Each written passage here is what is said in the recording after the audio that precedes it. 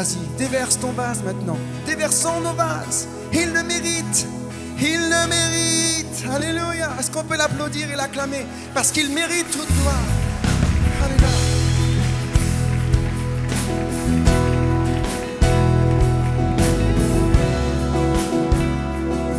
Je t'adore.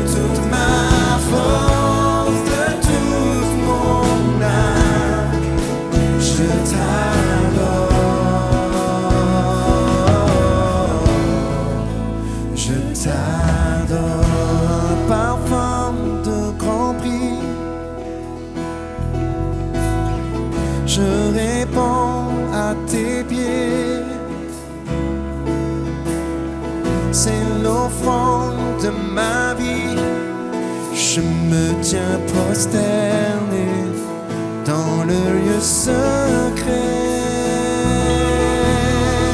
Un parfum de grand prix.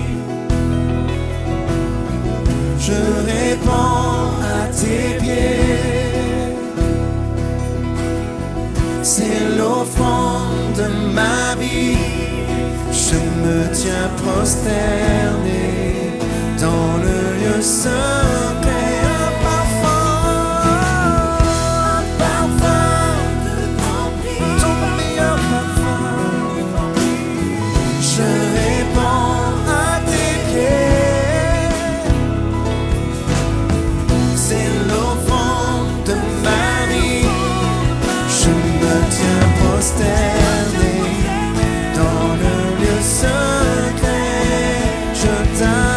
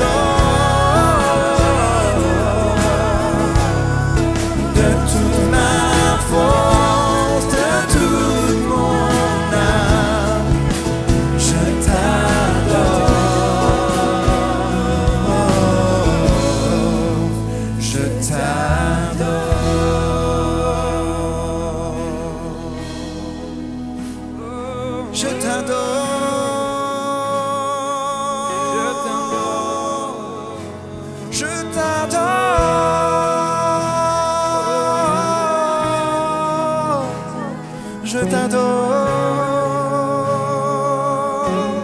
Est-ce qu'on peut applaudir notre Jésus bien-aimé? Est-ce qu'on peut l'applaudir de tous nos cœurs? Car il mérite vraiment toute adoration. Notre meilleur parfum, c'est pour toi. Alléluia.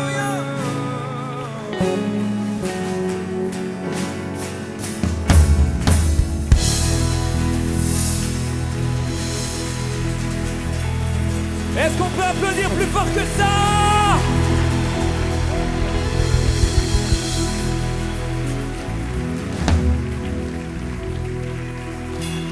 Merci Dan et toute l'équipe. Ils nous ont fait toucher un bout du ciel, n'est-ce pas? Vous allez bien? Quand on vit un temps de louange comme celui-ci, nos cœurs sont tout gonflés, on est remontés, on va repartir dans notre quotidien sur l'élan que l'on vient de vivre ensemble. Vous êtes d'accord avec moi? Et puis parfois, le quotidien devient un petit peu compliqué. Un de nos fils, Nathan, et sa femme, Marie, habitent au Nebraska et dans leur église, ils ont sur le panneau d'entrée bienvenue dans notre église. Et quand on sort de l'église, on sort du parking, eh bien derrière, ils ont écrit « Vous rentrez dans votre champ de mission ». Je trouve que c'est brillant. Parce que c'est vrai que nos cœurs montent au ciel, on touche un bout du ciel tous ensemble. Quand la louange nous prend dans les tripes, là, on le sent vibrer à l'intérieur, notre âme est gonflée, et puis on retourne dans notre quotidien. Et d'un seul coup, le virus du doute arrive. Et le virus du doute, il prend une forme un petit peu spéciale, qui va peut-être vous surprendre aujourd'hui. Mais le virus du doute, il prend parfois la forme de Dieu n'existe pas. Dieu n'existe pas. Surprenant, hein, c'est pas dans une église. Oui, vous êtes bien sur la chaîne YouTube MLK, restez avec nous, Église MLK, restez avec nous. Je vous emmène quelque part. Parce que ce virus du doute, il rentre dans notre cœur dès qu'on ressort, dans notre quotidien. Des fois, ça démarre à un très jeune âge. Je vais vous raconter un petit bout de l'histoire de la vie de mon fils Ruben. Vous savez, vous me connaissez, hein. Je raconte beaucoup les histoires de mes enfants, mais ils me donnent toujours la permission. Donc Ruben, c'est notre deuxième, brun, grands yeux bleus, magnifique. 3-4 ans, il est à l'école maternelle, moyenne section. Et la maîtresse les renvoie à la maison avec un grand poème à apprendre. Et c'est l'histoire d'une maîtresse qui, tout au long de la journée, se transforme en sorcière. Et à la fin de la journée, elle mange les enfants. Il revient à la maison avec un poème comme ça, entre 3 et 4 ans. Moi, je suis un peu maman ours. J'ai regardé le poème, j'ai dit « Ah non, ça ne va pas le faire, là ». On a plein d'auteurs célèbres qui sont tous bons dans notre littérature française. Je prends rendez-vous avec la maîtresse. J'arrive à l'école, la maîtresse un peu sur la défensive, moi le plus souriant possible, mais je lui explique quand même, je suis désolée, mais là, ça ne va pas le faire, quoi. Si vous voulez, vous choisissez un autre poème. Je lui explique, j'aiderai mon fils à l'apprendre, mais celui-là, hors de question. Elle ne l'a pas du tout bien pris. Pas du tout, du tout. Elle s'est fâchée, le ton est monté. En préparant ce message, j'ai réalisé qu'en fait, cette maîtresse, elle avait peut-être besoin d'entendre ce message, parce qu'elle devait vivre quelque chose de compliqué. Parce qu'à partir de ce jour-là, tous les jours de l'année scolaire, elle a dit à notre fils, en le regardant droit dans les yeux, « Dieu n'existe pas et tes parents te mentent. Dieu n'existe pas et tes parents te mentent. » Vous voyez le virus du doute qui s'installe ici? C'est compliqué quand on entend ça à répétition, à répétition. Ça me fait penser au livre de C.S. Lewis, Screwtape en anglais, mais en Screwtape Letters, pardon, en anglais, et en français, c'est la tactique du diable, les tactiques du diable. Moi, je visualise cette petite graine du virus du doute comme une gargouille, vous savez, les gargouilles de Notre-Dame, là, sur mon épaule, qui me dirait « Dieu n'existe pas, Dieu n'existe pas ». Et cette graine, elle rentre dans notre cœur, et puis, après, il y a tout ce qui se passe autour de nous. Je ne sais pas si, à vous, on vous a déjà dit « Dieu n'existe pas ». S'il existait, pourquoi est-ce qu'il permettrait toutes ces horreurs que l'on voit autour de nous? Vous l'avez déjà entendu? Pourquoi est-ce qu'il permettrait toutes ces horreurs? Alors, si on voulait une réponse scientifique à la question, j'aurais dû demander à mon ami, le pasteur et docteur Stéphanie Rieder, elle vous aurait expliqué pourquoi Dieu existe, comment on sait que Dieu existe. On aurait pu faire une approche un petit peu intellectuelle. Dans ce cas-là, il aurait fallu demander à mon chéri, Eric, lui vous aurait expliqué pourquoi Dieu existe. Puis après, il y a la réponse classique que moi j'utilise. Quand quelqu'un me dit « c'est pas possible, Dieu n'existe pas, sinon il n'y aurait pas autant d'horreur dans le monde », moi je dis « non, la bonne question, c'est pas pourquoi il y a tant d'horreur dans le monde, mais c'est pourquoi est-ce qu'il y a encore du bien dans le monde. C'est juste, c'est pertinent, mais parfois ça suffit pas. Peut-être qu'aujourd'hui, ça suffit plus pour toi. Peut-être que dans ton cœur, tu as senti cette graine, ce virus du doute s'installer et puis grandir. Et puis ces réponses faciles, derrière des mots, ne te suffisent plus. Comment est-ce qu'il n'y a pas très longtemps, on l'a entendu, Eric et moi, comment est-ce qu'un Dieu d'amour peut vouloir que tant de gens meurent en enfer? C'est pas possible. Et le virus du doute prend possession de notre cœur. Eric et moi, on a plus de 10 000 heures de relations d'aide, de counseling chacun, donc ça fait beaucoup d'heures. Si mes fils étaient là, ils souriraient en disant « Maman, tu donnes ton âge en disant ça ». Plus de 10 000 heures chacun. Et pendant ces heures, à écouter la majorité du temps des pasteurs, des missionnaires, à écouter leurs souffrances, à regarder avec eux les choses qu'ils ont traversées, on se dit c'est pas possible. Parfois, on vit des choses insupportables. Peut-être que tu es venu aujourd'hui avec dans ton cœur des choses que tu vis qui sont insupportables. La maladie. J'aime beaucoup qu'on prie pour les miracles. Dan nous a fait lever les mains au ciel. On a tous chanté. J'ai vu plein de personnes qui disaient « Moi, je crois qu'il est Dieu. Je crois au miracle. » Et puis des fois, on ressort et le miracle n'est pas arrivé. Donc les maladies qui durent, des viols, des féminicides, ces femmes qui sont assassinées par leur mari. Qu'est-ce qu'on dit à des parents qui ont protégé toute leur vie leurs enfants pour que rien ne leur arrive, pour qu'ils ne tombent pas entre les mains d'un prédateur et puis d'un seul coup, l'horreur arrive. Et leurs petits tombent entre les mains d'un prédateur qui va les abîmer à vie. Peut-être c'est ton histoire. Peut-être c'est ton histoire que je suis en train de raconter. Et à ce moment-là, il se passe quelque chose de pire encore que le traumatisme au niveau physique, il se passe quelque chose dans le cœur. Mais si Dieu existait vraiment, pourquoi est-ce qu'il n'est pas intervenu? Un mot de lui, et tout se serait arrêté.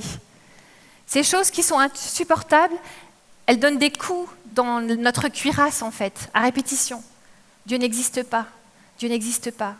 S'il existait, il ne permettrait pas ça. Quand on croit en Dieu, on a le bouclier de la foi. Vous savez, dans les clubs des enfants, on parle du bouclier de la foi. Le bouclier de la foi, il prend des coups, un jour après l'autre, une horreur après l'autre. Peut-être que ton bouclier de la foi, il est tout cassé, là, tout abîmé. Peut-être que tu l'as déposé. Tu ne sais plus où il en est. Tu ne sais plus s'il est encore là. Et nous, on voit des héros qui tombent. Des hommes et des femmes de Dieu qui tombent et qui se retrouvent à genoux, qui vacillent et puis qui finissent par nous dire un jour « Non, je me suis trompée avec toutes ces années. C'est pas possible. Dieu n'existe pas. » Le virus du doute, il est redoutable. Il est redoutable parce qu'il est là, à rôder autour de nous et prêt à sauter sur n'importe lequel d'entre nous. Est-ce que vous connaissez Rick Warren? Rick Warren, c'est celui qui a écrit Purpose Driven Life. Il a écrit Une vie motivée par l'essentiel, Purpose Driven Church. Il a écrit plein d'ouvrages, plein de livres qui ont révolutionné la façon avec laquelle on aborde, on vit l'Église, on vit notre foi chrétienne. Rick est marié à Kay. Kay et Rick ont 3 enfants, dont un fils qui s'appelle Matthew. Voilà Mathieu. Rick et Kay ont fait grandir leur famille, élevé leurs enfants dans la foi. Ils ont côtoyé des hommes et des femmes de Dieu incroyables. Ils ont passé leur vie à annoncer l'Évangile, à prier pour que des miracles arrivent, et les miracles arrivaient, etc. Ils ont propagé l'Évangile partout où ils passaient. Et pourtant, leur fils, Matthew, est né avec, ça s'est manifesté très vite, à 5-7 ans, une dépression chronique assourdissante. Dès son plus jeune âge, ça se voyait. Sa tête était prisonnière de ce nuage noir. Tu le connais, ce nuage noir? Il arrive sans prévenir, tout va bien, les circonstances sont bonnes et boum, il te tombe dessus, tu as l'impression de tomber au fond d'un trou. C'était la vie de Matthew, tous les jours. Et puis il a grandi, et ses parents ont prié. Il a prié, peut-être comme toi, peut-être que tu pries encore pour cela, pour sortir de ce trou dans lequel tu te retrouves. Ils ont prié, ils ont demandé à leurs amis de prier, rien ne s'est passé. Et Rick et Kay avaient l'habitude de faire des dîners en famille le dimanche soir. Et donc, un dimanche soir, quand Matthew avait 27 ans, comme les autres dimanches soirs, ils ont mangé ensemble. Et puis Rick parlait avec Matthew, parce que Matthew lui disait « Je ne peux plus supporter cette détresse dans laquelle je suis, j'ai juste envie de mourir. » Et son père lui a dit « Non, ce n'est pas envie de mourir que tu as, c'est juste envie d'arrêter de souffrir. Ce n'est pas la même chose, Matthew, tu vas y arriver. On est là, Dieu est là. Parfois, Dieu ne donne pas le miracle qu'on attend, mais il nous aide à manager la souffrance. On est là pour toi. » Et il le remontait, un petit peu comme on a fait tout à l'heure, il le remontait. Mais cette fois-ci, une fois de trop, le souffle est retombé. Et le lundi, normalement, il y avait un coup de fil de Matthew, pas de coup de fil. Par contre, ils ont eu le coup de fil qu'ils avaient redouté depuis si longtemps. La police a dit « Il faut venir, venez vite à l'appartement de votre fils. » Ils ont sauté dans la voiture, Rick et Kay, et ils sont arrivés devant l'appartement de leur fils pour voir les services de secours sortir leur fils Matthew dans un sac noir. Il s'était suicidé. Comment on fait quand on tombe dans un trou comme ça. La prison du doute rentre dans notre cœur. Insupportable. Insupportable. Rick Warren a vécu cela avec sa femme. Dans la Bible, on voit Jean-Baptiste, qui a vécu des choses similaires. Je ne sais pas si vous voyez qui c'est Jean-Baptiste, il est assez connu quand même. Il était là au moment du baptême de Jésus. Quand il était dans le ventre de sa mère, il a aussi tressailli en sentant la présence de Jésus dans le ventre de sa mère, de Marie, lui aussi. Et au moment du baptême, il est là, il y a Dieu, le Père, on entend sa voix, il y a le Saint-Esprit en forme de colombe, il y a Jésus. C'est le seul endroit de la Bible où on voit la Trinité rassemblée, et Jean est là, il a les mains dans le miracle. Il touche Jésus des mains. Et puis, sa vie va prendre un tournant raccourcissant, je vais dire, au niveau du cou, raccourcissant. Il va mourir, il est en prison, et boum, le virus du doute est rentré dans son cœur. Il est là tout seul, les circonstances sont compliquées, et il ne sait plus. Il ne sait plus. Je voudrais que vous lisiez avec moi Matthieu 11, 2 et 3. Or, dans sa prison, Jean avait entendu parler de ce que faisait Christ. Il envoya 2 de ses disciples lui demander « Es-tu celui qui doit venir ou devons-nous en attendre un autre ?»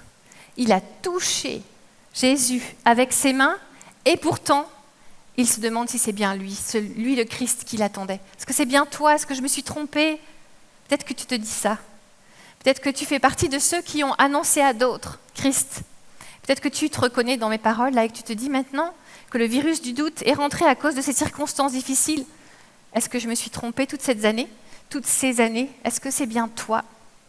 Vous savez, je crois que l'on vit des temps difficiles. Bien sûr, toutes les générations se le sont dit. Je suis certaine que Première Guerre mondiale, Deuxième Guerre mondiale, on avait le même discours. On vit des temps difficiles. On entend des bruits de guerre, la pandémie, vous savez, tout ce qu'on a vécu dans les mois qui viennent de s'écouler. On vit des temps difficiles, et je crois qu'aujourd'hui, notre foi est sous attaque, encore plus que jamais. J'aimerais lire avec vous un autre passage, dans Matthieu 24, 6 à 13. Écoutez bien. Vous entendrez parler de guerre et de menaces de guerre. Attention, ne vous laissez pas troubler par ces nouvelles, car cela doit arriver, mais ce ne sera pas encore la fin. En effet, on verra se dresser une nation contre une nation, un royaume contre un royaume. Il y aura des famines, des tremblements de terre en divers lieux. Mais ce ne seront que les premières douleurs de l'enfantement. Alors on vous persécutera et l'on vous mettra à mort. Toutes les nations vous haïront à cause de moi. À cause de cela, beaucoup abandonneront la foi. Ils se trahiront et se haïront les uns et les autres. De nombreux faux prophètes surgiront et ils tromperont beaucoup de gens. Parce que le mal ne cessera de croître, l'amour du plus grand nombre se refroidira. Mais celui qui tiendra bon jusqu'au bout sera sauvé. Amen. Les amen sont un petit peu timides. Je vais le redire. Mais celui qui tiendra bon jusqu'au bout sera sauvé. Est-ce que tu le crois? Est-ce que tu le crois devant ton écran aussi? La persécution n'est pas que de l'histoire ancienne en fait. Aujourd'hui aussi, il y a plus de chrétiens persécutés pour leur foi que jamais. Plus que jamais. Éric et moi, on a vécu pendant 8 ans dans un pays où les chrétiens étaient persécutés pour leur foi. Quand le virus du doute est rentré dans notre cœur, qu'est-ce qu'on ferait si d'un seul coup on nous mettait à genoux, comme on l'a vu avec des gens qu'on connaît, avec un pistolet sur la tête en disant « Renie ton Dieu ou meurs, renie ton Dieu ou je tue tes enfants », qu'est-ce qu'on fera si ça nous arrive? Le virus du doute fait vaciller nos genoux, il fait tomber les plus grands hommes et femmes de Dieu. Il nous fait un jour douter, est-ce que Dieu existe vraiment? Alors Rick Warren s'est retrouvé dans la prison du doute, Jean-Baptiste s'est retrouvé dans la prison du doute, et aujourd'hui on a le privilège d'avoir avec nous un grand homme de foi aussi, Dan. Merci Dan de me rejoindre. Dan, est-ce que ça te parle, cette prison du doute? Est-ce que ça t'est déjà arrivé de te demander où était Dieu? Oui, totalement. Je me rappelle d'une expérience où j'avais des mots de doute Ouais. énorme parce que j'avais un écrasement de disque en fait entre 2 vertèbres et puis j'avais donc des maux chroniques, vraiment mal. Et puis je me rappelle qu'un jour, j'avais demandé à un ami pasteur de prier pour moi. Et puis il avait prié, j'avais senti vraiment une chaleur, puis vraiment complètement la souffrance disparaître. Et là, j'étais heureux, mais... Un miracle. Un miracle, vraiment un miracle. Ouais. Et puis, malheureusement, c'est pas resté. Wow. Je remonte dans ma voiture, je remonte à Bordeaux. Et là, au fur et à mesure des kilomètres, la douleur revient. Wow. La douleur n'est pas revenue toute seule, elle est revenue avec justement toutes ces pensées de doute. En fait, c'était pas vrai, c'était pas réel. Ce que j'ai rêvé. Exactement, j'ai rêvé, ou alors c'était juste un mirage, c'était passager. Et en fait, là, tu te poses des questions, et puis tu te remets même en question. Vraiment, est-ce que Dieu, il existe réellement? Et oui, ça m'est déjà traversé l'esprit, ça m'a parlé, ouais. Ouais. Qu'est-ce qu'on peut faire dans ces cas-là? Toi qui es un cœur d'adorateur, est-ce que tu as des solutions à nous proposer? Je pense vraiment que de s'appuyer sur quelque chose qui va jamais bouger en fait. Ouais. Et il y a une chose qui ne bougera pas, c'est la parole de Dieu. Amen. La parole de Dieu, elle est le fondement. Et si on est appuyé sur le rocher, il n'y a rien qui peut... Le vent peut souffler, la tempête, on ne va pas bouger. Par contre, si on est simplement... on m'a dit que... je vais croire juste les paroles des autres, mais j'ai aucune expérience avec Dieu. En fait, ça fait toute la différence. Donc, je veux être ancré dans quelque chose de puissant, de fort. On a besoin de s'ancrer, tu nous aides? Ouais, j'aimerais vous chanter ce chant, yes. L'encre de ma foi. Yes.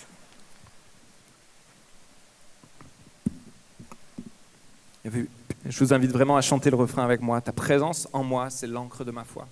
Ton amour pour moi ne faillit pas.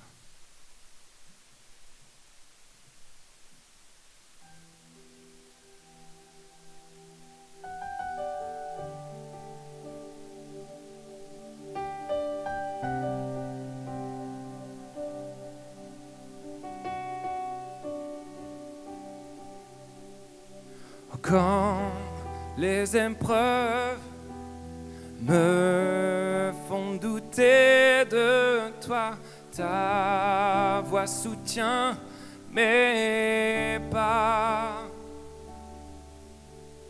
Et dans ma peine, je sens toujours tes bras qui me ramènent à toi.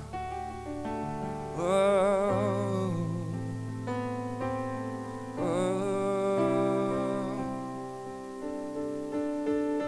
Quand je suis faible et que mon pied chancelle, tu es toujours fidèle.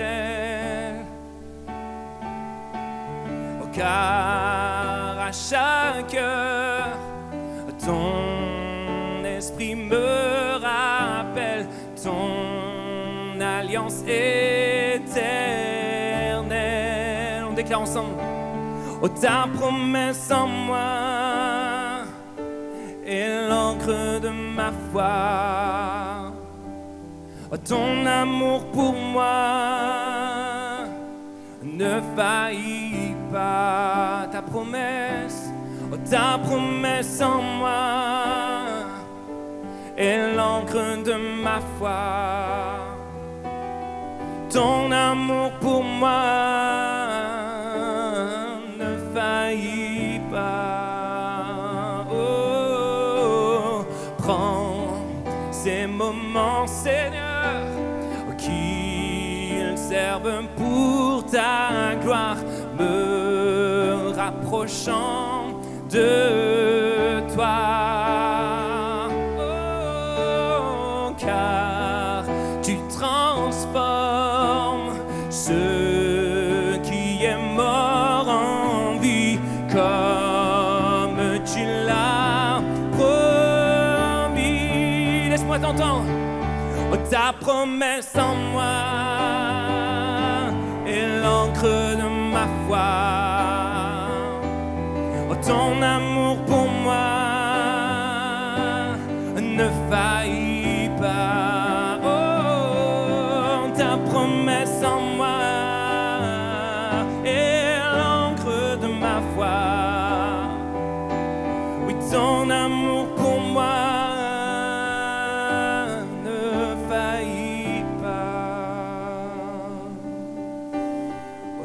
es ma vie et tu es ma joie, Dieu de l'infini, tu ne faillis pas, c'est ma promesse. Tu es ma vie et tu es ma joie, Dieu de l'infini, tu es toujours là, ta promesse en moi est l'encre de ma foi, oh, ton amour pour moi.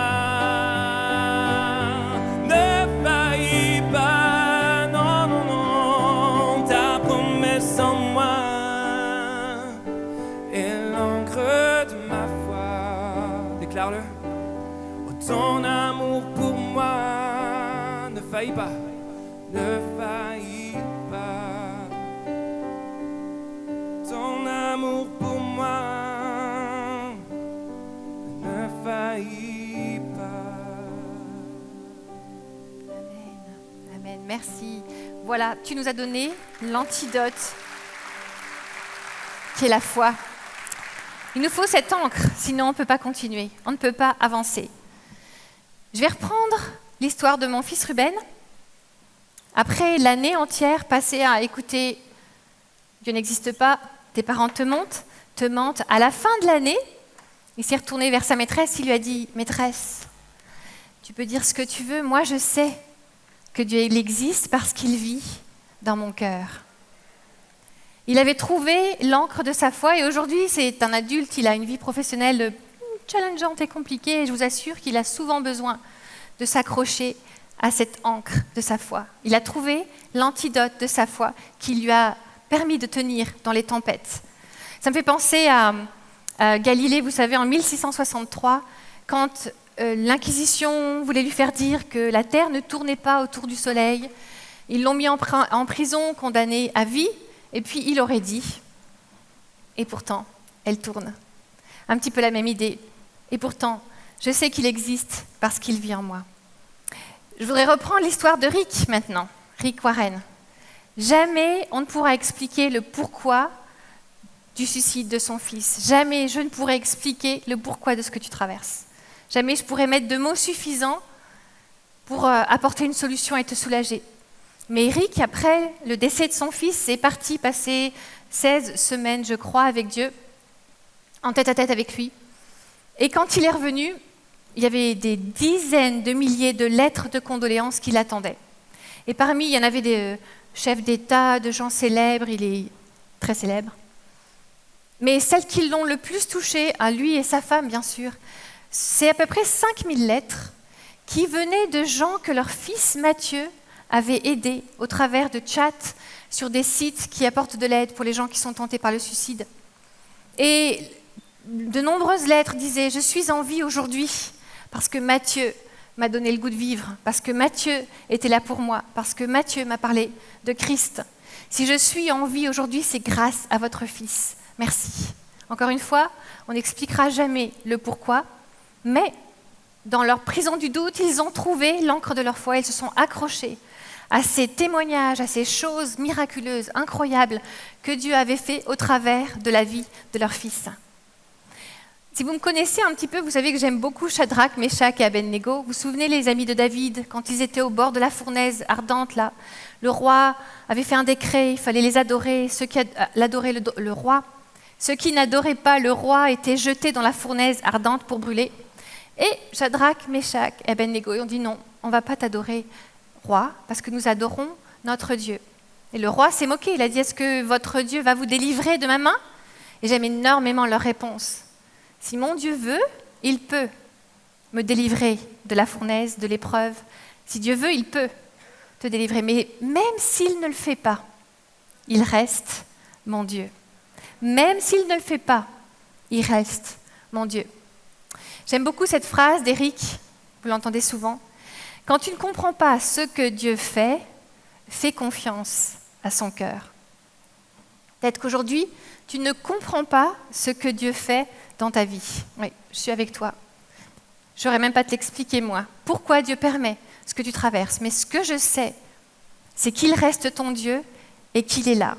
C'est qu'il reste ton Dieu et qu'il se soucie de ce que tu traverses. Il se soucie de ta vie, il se soucie de ces doutes auxquels tu fais face parce que tu traverses des temps tellement difficiles.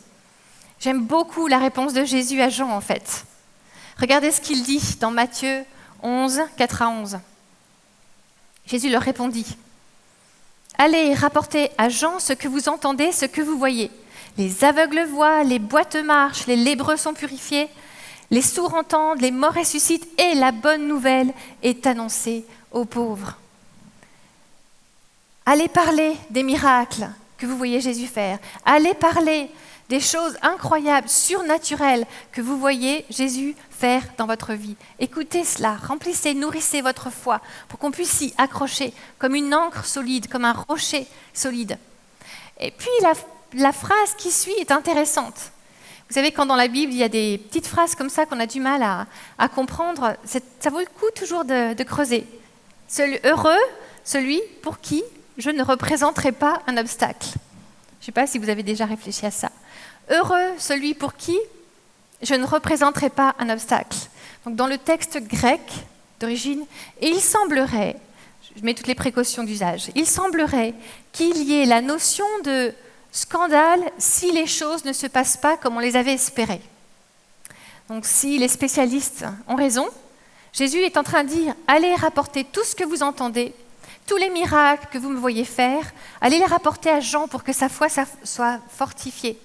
Mais même si je ne le faisais pas, ne vous laissez pas troubler, ne mettez pas un genou à terre. Même si je ne le faisais pas, sachez que je reste votre Dieu. » L'antidote de la foi, elle est cruciale pour résister au virus du doute. Jésus ne s'arrête pas là, en fait.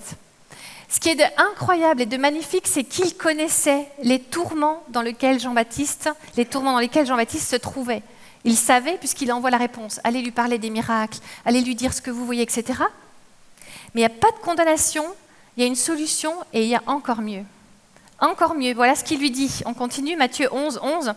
« Je vous le dis en vérité, parmi ceux qui sont nés de femmes, il n'est venu personne de plus grand que Jean-Baptiste. » Jésus l'encourage, Jésus lui montre des solutions et Jésus lui dit « Je ne te condamne pas. » Si dans ton cœur, le virus du doute a vraiment pris graine, il a grossi, il a étouffé ton cœur, il a cassé ton bouclier de la foi, il est en train de casser la cuirasse, sache que Jésus ne te condamne pas. Ça, c'est la voix du diable qui te met la tête sous l'eau en plus. Mais Jésus ne te condamne pas. Il t'aime, il sait ce que tu traverses et il veut t'aider à le traverser. Éric dit encore, la différence entre la foi et la folie, c'est que le fou ne doute pas. C'est intéressant ça. La différence entre la foi et la folie, c'est que le fou ne doute pas. Eh oui, c'est vrai ça. C'est pas le doute le problème. Le problème, c'est quand le doute s'installe, qu'on s'y installe et qu'on n'arrive plus parce que c'est insupportable, encore une fois, à voir l'encre de la foi dont on a besoin, la petite lueur qui nous rappelle que Christ est là, qu'il est là avec nous. Le problème, ce n'est pas le doute, c'est qu'on n'arrive pas à s'accrocher à la foi. On a besoin de nourrir notre encre de la foi par des miracles, des choses qui vont nous faire être certains que Dieu existe. Ce message est né d'une conversation avec mon chéri. Un matin, il est arrivé avec un témoignage qu'il a trouvé sur YouTube qui nous a bouleversés. Je vais vous raconter l'histoire de deux garçons qui vivaient dans un village du Soudan, au Soudan. Et je vais vous présenter Yassir. Voilà Yassir. Il est dans un village et dans son village, dans son école, il n'y avait qu'un seul enfant chrétien, un seul garçon chrétien. Lui, il a été déposé par son père devant l'école coranique à l'âge de 8 ans et tous les jours, on lui enseignait le Coran. Il devait l'apprendre par cœur et quand il se trompait, on lui mettait un grand coup sur la tête et on lui disait « Les hommes ne pleurent pas, tu ne dois pas pleurer ». Mais lui, il avait 8 ans, un cœur tout fragile et il devait être très seul parce que tous les soirs, il pleurait dans son lit. Et à force de coups et à force de solitude, la colère a grandi en lui. La haine a grandi en lui. On lui a appris à détester ceux qui n'étaient pas comme lui. Et cette colère, qui était comme un volcan qui grondait en lui, s'est retournée contre le seul chrétien de son entourage, ce garçon, qui s'appelait Zacharia. He was the only Christian in the whole of the school. C'était le seul chrétien And dans I toute hated l'école. Et je le détestais. Il détestait tellement ce jeune homme, Zacharia, qu'il a fomenté un plan pour pouvoir le tuer. Ça a commencé par des coups tous les jours il le harcelait avec ses copains, puis un jour il n'en pouvait plus, ce volcan était trop violent à l'intérieur de lui, il a dit on va le tuer, je ne le supporte plus, je n'en peux plus de le voir, il a l'air d'être un gars bien, je ne le supporte plus. Et alors ils sont montés dans un arbre, c'était devait être en pleine nuit, enfin dans la nuit, vers le matin, puisque Zacharia venait sur le chemin avec une torche, donc ils ont vu la torche arriver de loin. Et quand Zacharia est arrivé sous l'arbre, ils se sont jetés sur lui. Et ils l'ont frappé, ils l'ont battu, ils ont cassé son bras, ils ont cassé ses jambes, et ils l'ont frappé non-stop. Et Zacharia essayait de se défendre, il hurlait. Et pour l'empêcher d'hurler, Yassir a mis la main sur sa bouche. Il a mis la main pour l'arrêter de respirer. On n'entendait plus sa voix. On l'a laissé pour mort dans les bois. On est rentré, on s'est lavé et on a prié. Zacharia n'est jamais revenu. On ne l'a jamais plus revu. Il n'est jamais revu, il n'est jamais revenu. On ne l'a plus jamais revu. Et puis Yassir a grandi. Yassir a grandi et son cousin est devenu très malade. Les médecins n'avaient pas de solution, ils ne savaient plus quoi faire, ils n'avaient pas d'explication. Le cousin est tombé dans un coma et toute la famille était désespérée quand 2 chrétiens coptes sont passés par là. Et ils ont demandé s'ils pouvaient prier pour le cousin qui était dans le coma. Et par politesse, Yassir a dit d'accord. Vous pouvez prier pour lui. Et très, très simplement, ils se sont approchés du garçon qui était dans le coma et ils ont dit « Dieu Tout-Puissant, viens guérir ce jeune homme. Viens guérir ce jeune homme. Amen. » Et quand ils ont dit « Amen », le cousin a ouvert les yeux, il s'est mis à parler, il s'est mis à bouger, il s'est levé, il s'est mis à marcher. Un vrai miracle. Ça a bouleversé Yassir, évidemment, vous pensez bien. Il s'est assis sur le lit et un des 2 chrétiens coptes est venu s'asseoir à côté de lui et lui a dit « Tu sais, le plus grand des miracles, c'est pas que ton cousin soit sorti du coma, c'est pas ça le plus grand des miracles. Le plus grand des miracles, c'est que Jésus est vivant. Est-ce que tu crois que Jésus est vivant ?» Et Yassir, il a dit comme vous, il a dit « Oui, je le crois, moi, dans ma tradition musulmane, c'est pas compliqué. Dieu est venu chercher Jésus, il l'a emmené au ciel, il est vivant, il reviendra, je le crois. » Et le chrétien copte a continué la conversation. Il a dit « Il y a encore mieux que Jésus vivant. » Ce qui est incroyable et ce qui est miraculeux, c'est qu'il veut être ton ami. Tu peux lui parler comme on se parle maintenant. Il est là, près de toi, il veut rentrer dans ton cœur, il veut changer ton cœur, il veut connecter avec toi, il veut changer ta vie, il veut bouleverser ta vie. Et à ce moment-là, Yassir a rencontré Christ. Sa vie a changé et ça s'est vu. Toute sa famille autour de lui a commencé à dire « Non, mais là, on a un problème. Yassir, on a un problème avec toi. » J'aimais ma famille. J'aimais mon père. J'aimais ma mère. J'aimais ma communauté. Et quand j'ai décidé de suivre Jésus, mon grand-père et mon père m'ont dit « Tu n'es plus l'un des nôtres. » Ils ont fait un enterrement. Ils ont invité leurs amis et leurs familles. Ils ont acheté un cercueil. Ils l'ont emmené au cimetière et ils ont dit « Notre fils est mort. Notre fils est mort. » Et Yassir est tombé dans la prison du doute. Mais Dieu, si tu existais vraiment, pourquoi tu permets cela ? Pourquoi tu n'as pas permis que tous y te rencontrent? Tu es venu, tu m'as cherché, tu as ramené à la vie après le coma mon cousin. Pourquoi tu n'as pas permis qu'eux aussi te rencontrent? Maintenant, je suis seule dans la prison du doute. Est-ce que tu existes vraiment? Mais l'histoire ne s'arrête pas là. Il a continué sa vie. Et puis, un jour, il est arrivé en Égypte parce qu'il allait à une conférence de pasteurs, conférence pastorale. Il était là pour apprendre, grandir, il était là dans les rangs. Et un des orateurs était un pasteur du Soudan. À la fin de la réunion, ils se sont croisés, ils ont commencé à discuter. Et le pasteur du Soudan lui a dit « Raconte-moi ton histoire ». Et Yassir a commencé à raconter son histoire.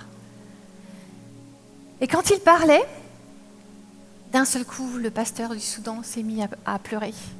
Les larmes ont commencé à couler. Puis le flot de larmes a augmenté et d'un seul coup, il a explosé en sanglots. Il lui a dit « Mais tu ne me reconnais pas, Yassir? Je suis Zacharia.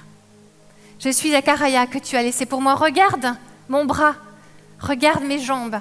C'est moi, je suis en vie. » Yassir a explosé en sanglots avec la honte qui est tombée sur lui. Et Zacharia lui a dit « Ne t'inquiète pas.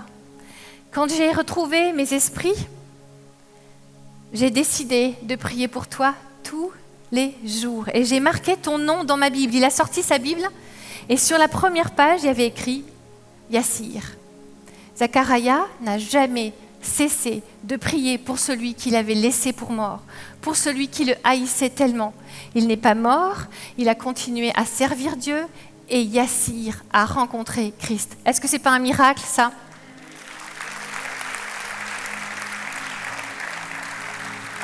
Un miracle extraordinaire. Quand on a fini de regarder, d'écouter ce témoignage avec Eric, on s'est dit, on ne peut pas ne pas croire en Dieu. Il n'y a que le Dieu des miracles qui peut permettre qu'une telle haine soit transformée en une histoire si belle. Il n'y a que le Dieu des miracles qui peut faire que le viol que tu as subi, l'inceste que tu as subi, qui a détruit ta vie pendant si longtemps, soit transformé en témoignage pour lui. Il n'y a que le Dieu des miracles qui peut faire ça. En fait, je vais vous inviter à faire un choix. Un petit peu sur le pari de Pascal. Vous savez, le pari de Pascal, Blaise Pascal, il a dit, si je me trompe et que Dieu n'existe pas, je n'aurais pas perdu grand-chose. Mais si Dieu existe et que je ne me trompe pas, à la fin de l'histoire, on aura tout gagné. Je veux faire un choix. Je veux choisir la vie. Je veux choisir la vie, je veux choisir le Dieu du miracle. Et peut-être que dans ton cœur, tu te dis, moi aussi, j'ai envie de saisir cette encre de la foi. Moi aussi, j'ai envie de cet antidote qui va me permettre de traverser les tempêtes, qui va me permettre de voir le petit lumignon de lumière, le bout du tunnel quand je suis au fond. Peut-être que tu connais quelqu'un qui doute, peut-être que tu connais quelqu'un qui traverse quelque chose d'insupportable, qui va avoir besoin de pouvoir s'accrocher à cette encre de la foi, qui va avoir besoin de trouver l'antidote de la foi pour continuer à vivre et pour qu'on puisse proclamer ensemble ce psaume. Psaume 90, 2. Avant que soient nées les montagnes et que tu aies créé la terre et l'univers, de toute éternité et pour l'éternité, tu es Dieu. Qui est-ce qui croit qu'il est Dieu? Tu es Dieu. Si on était au siècle dernier, je vous aurais proposé d'écrire le prénom de la personne qui te déteste, parce que tu es chrétien. Je t'aurais proposé d'écrire ton prénom, si tu doutes. Si tu te dis, moi je suis dans cette prison-là, je ne m'en sors plus. Je t'aurais proposé d'écrire sur ce papier le prénom de celui ou de celle que tu aimes et qui ne croit pas en Dieu. On va faire un petit twist à mes petits papiers que je vous aurais fait déposer au pied de la croix. Je vais vous demander de sortir vos téléphones. Oui, au milieu de l'église. Sur YouTube, vous pouvez faire la même chose. Sortez votre téléphone, allez sur www.menti.com et utilisez le code 2627 7623 26 27 76 23 et marquez marquez le prénom de celui pour qui vous voulez que l'on prie. On va avoir besoin de saisir l'encre de la foi pour tous ces prénoms qui vont s'afficher au pied de la croix. N'hésite pas, mets le tien, mets celui de ton collègue qui te fait toutes les crasses du monde parce que tu es chrétien. mais celui de ton père, de ton cousin, de ton enfant, qui doute de l'existence de Dieu parce qu'il a vécu des choses tellement difficiles. N'hésite pas à mettre ton prénom. Si toi aussi tu sens que tes jambes vacillent, que ta foi vacille, que le doute est en train de prendre possession de ton cœur, on a besoin du Dieu des miracles. Choisis le Dieu des miracles.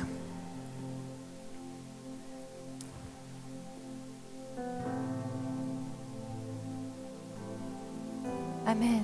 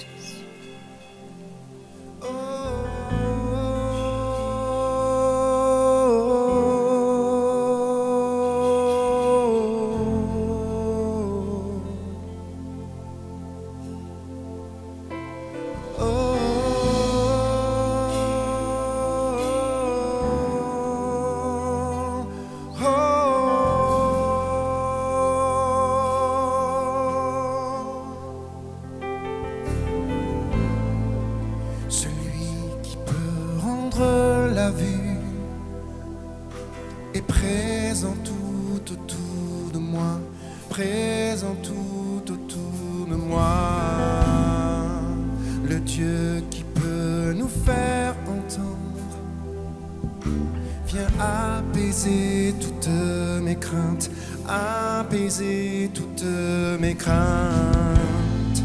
Oui, je crois en toi. Oui, je crois en toi. Tu es le Dieu des miracles. Oui, je crois en toi. Oui, je crois en toi. Tu es le Dieu des miracles.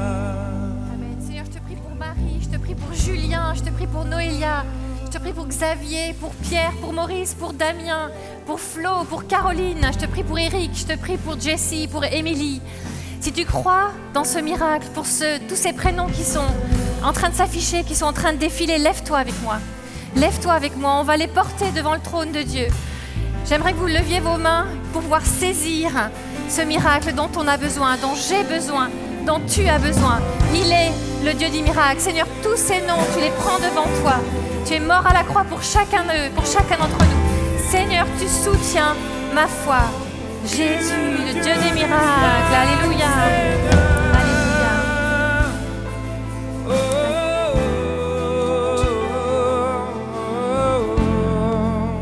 Déclare-le, tu es celui qui défie l'impossible. Celui qui défie l'impossible m'attire à lui, me renouvelle, m'attire à lui, me renouvelle. Celui qui a vaincu la mort, oh, sa vie se répand dans mes veines, sa vie se répand dans mes veines. Oui, je crois en toi. Oui, je crois en toi. Tu es le Dieu des miracles. Oh, oh, oh. Oui, je crois en toi. Oui, je crois en toi. Tu es le Dieu des miracles. Oh, oh, oh. Oui, je crois en toi. Oui, je crois en toi. Tu es le Dieu des miracles. Oh, fais un miracle, Seigneur. Oui, je crois en toi. Oui, je crois en toi. Tu es le Dieu des miracles. Tu es Seigneur. Tu es le Dieu d'éternité. Oh, oh, oh, oh, Dieu puissant ressuscité. Tu es celui qui donne vie. Tu es le Dieu des miracles. Tu es le Dieu des miracles. Tu es de toute éternité. Oh Dieu puissant. Oh Dieu puissant ressuscité.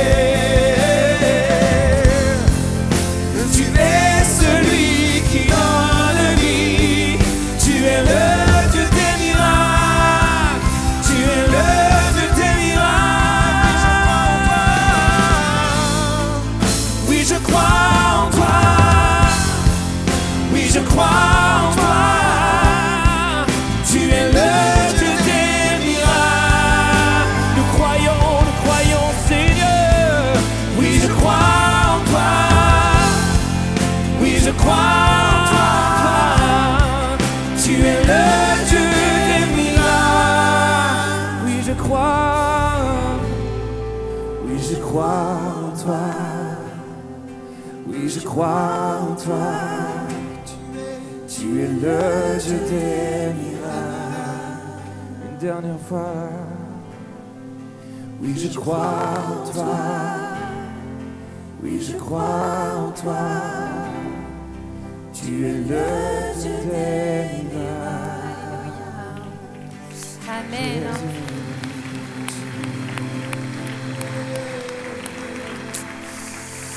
Il est le Dieu des miracles. Alors, est-ce que Dieu existe? Amen. Il existe et il est là pour toi. Je prie pour qu'on puisse repartir avec cette encre de la foi, cet antidote de la foi bien serré dans notre cœur. Tous les prénoms qui se sont affichés, on va prier pour eux. Notre équipe de prière va les recevoir et on va intercéder pour chacun d'entre eux. Dieu sait ce dont ils ont besoin. On va prier pour chacun d'entre eux. N'hésitez pas à nous envoyer les témoignages qui sortiront de ce que l'on vient de vivre aujourd'hui. Vous pouvez écrire à témoignage@églisemlk.fr. Vous pouvez envoyer vos sujets de prière aussi, on les rajoutera. On a notre équipe qui se réunit régulièrement le mardi pour prier pour tous ces sujets à prière@églisemlk.fr. Et puis, on a le bonheur de servir tous ensemble. Il y a le point offrande en sortant de la salle, bien entendu, ou en ligne, vous pouvez aller sur jeveusdonner.fr pour pouvoir faire partie de cette belle aventure qui est MLK. Nous voulons pouvoir apporter la parole de Christ, la bonne nouvelle de la seconde chance jusqu'aux quatre coins du monde. Et pour cela, on peut être partenaire aussi. Vous pouvez vous rendre sur le site jeveuxêtre-partenaire.fr pour voir tout ce que cela implique. On veut s'associer avec vous pour faire grandir le royaume de Dieu. À la fin de notre célébration ensemble, vous pourrez vous approcher pour ceux qui sont dans l'auditorium, sur le devant, sur ma gauche, sur votre droite. L'équipe de prière sera là. On va continuer à prier ensemble, à demander à Dieu ces miracles dont on a besoin pour pouvoir ancrer notre foi. Est-ce que vous êtes prêts à célébrer Dieu pour qui il est? Parce que notre Dieu est vivant et il existe. Vous êtes prêts? Allez, encore une fois avec Dan et l'équipe. Merci. J'ai été vraiment très heureux d'être avec vous et j'espère que ça ne sera pas la seule fois. J'espère que je reviendrai, Pascal. Et puis, qui aime lire ici? Est-ce qu'il y a des lecteurs ici? Ouais. Qui connaît quelqu'un qui aime lire? On est tous là-dedans. Alors, je vous invite vraiment à venir tout à l'heure à la table. On vient d'écrire un livre avec mon épouse. Ça s'appelle Ma Dévotion. Et on est vraiment bénis par ce projet qui aide les gens à connecter avec Dieu chaque jour. Donc simplement, on va célébrer Dieu ensemble. Quels sont ceux qui veulent encore déclarer « Seigneur, emmène-moi au-delà » Au-delà. Est-ce que je peux entendre un cri de joie? Est-ce qu'on peut applaudir le roi des rois? On y va tout le monde, go!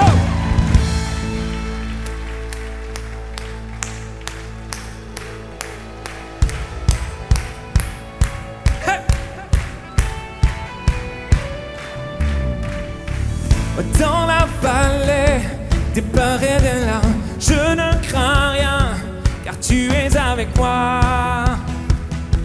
Oui, tu es avec moi. Oh, oui, face au géant dressé devant moi, je chanterai que tu es avec moi. Oui, tu es avec moi. Emmène-moi au-delà.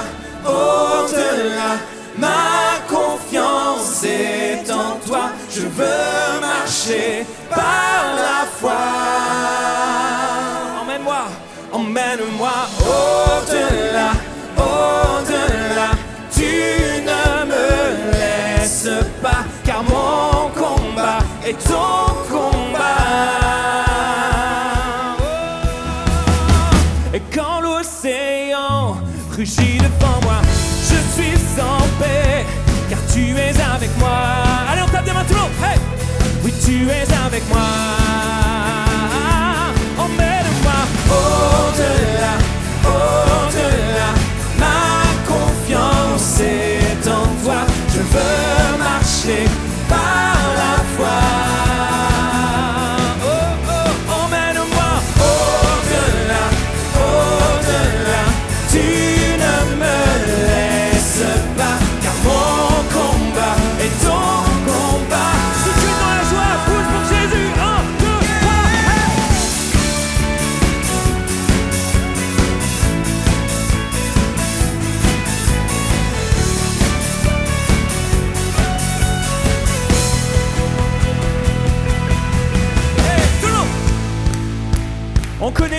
maintenant qui peut faire la différence.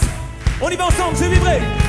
Oui, je vivrai pour la gloire d'un seul